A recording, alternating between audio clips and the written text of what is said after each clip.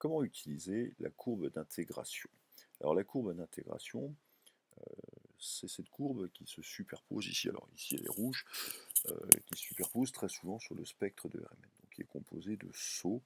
À chaque signal, il y a un saut. En réalité, cette courbe d'intégration, elle correspond à l'aire qui est comprise ici entre le signal et l'axe des abscisses. Donc on voit bien que ici elle est relativement importante, ici assez peu importante, et puis ici elle est très importante. Remarquez que parfois, sur certains des spectres, cette courbe n'est pas une ligne continue, mais on indique uniquement la partie qui correspond à chacun des sauts, avec éventuellement euh, le nombre de protons qui est associé à chacun des signaux. Bon, ça dépend des situations, mais l'idée c'est de comprendre ce à quoi ça sert. Donc notre premier travail à nous, ça va être de mesurer à la règle la hauteur de chacun des sauts. Donc si je fais ceci ici, je trouve 1,2 cm d'après mes mesures à moi, très précises bien évidemment pour H1, 0,6 cm pour H2 et environ 1,75. Bien évidemment, on ne peut pas faire plus précisément que ce que la règle peut nous donner. Donc ça veut dire que si on fait un calcul rapide H1 sur H2, c'est facile, ça fait 2. H3 sur H2, eh bien ça fait environ 3.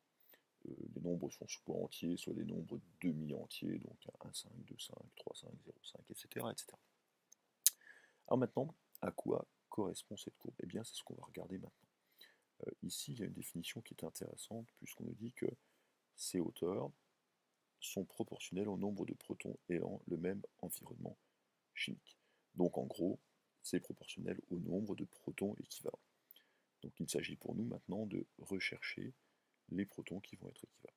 Alors c'est comme tout à l'heure, on l'a déjà fait.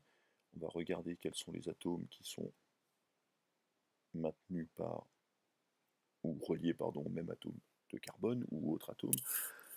Et puis je vais chercher s'il y a un axe de symétrie. Alors évidemment, l'axe de symétrie, il est sur la verticale de la molécule par rapport à l'axe que pourrait constituer la chaîne carbonée, parce que je peux toujours dire qu'il y a un axe qui est ici, mais ça voudrait dire que celui-là est symétrique de celui-là, et donc ils sont équivalents. Et c'est le cas, évidemment. Donc j'ai ici un premier groupe de protons équivalents. J'en ai un deuxième ici, comme on a vu tout ceci tout à l'heure, constitué par les deux atomes d'hydrogène reliés au carbone central. Et enfin, j'ai un atome d'hydrogène, un proton, qui constitue un groupe à lui tout seul, puisqu'il est relié tout seul à l'atome d'oxygène. Alors, que veut donc dire, et si on interprétait ce qui est noté ici, sur ligne en jaune, ces hauteurs sont proportionnelles au nombre de protons ayant le même environnement chimique, le même nombre de protons équivalents. Alors en réalité, voilà ce que veut dire ce H1 sur H2. Ça veut dire que H1, c'est le saut numéro 1, appelons le saut numéro 1. H2, c'est le saut numéro 2. Eh bien, ça veut dire que le groupe de protons qui correspond à ce signal ici contient 2 fois plus de protons que le groupe de protons qui correspond à ce signal ici. De même, le groupe de protons qui correspond à ce signal-là contient 3 fois plus de protons que H2, c'est-à-dire le groupe de protons qui correspond à ce signal. Donc il suffit maintenant d'analyser le spectre. Ici j'ai 2 protons. Dans le groupe rouge, j'en ai donc 3. Et pour terminer, dans le groupe vert, j'en ai 1. Je vois bien que ici j'ai 3 fois plus de protons que dans celui-là. Ici j'ai 2 fois plus de protons que celui-là. Je me retrouve avec ce rapport-là.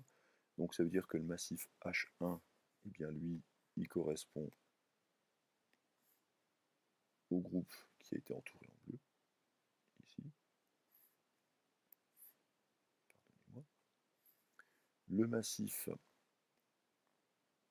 H1, 3, pardon, correspond au groupe qui contient 3 protons. Celui-ci donc. Hop. Et pour terminer, le signal H2 eh bien, correspond à mon proton qui est tout seul ici. Voilà comment, grâce à la courbe d'intégration, relier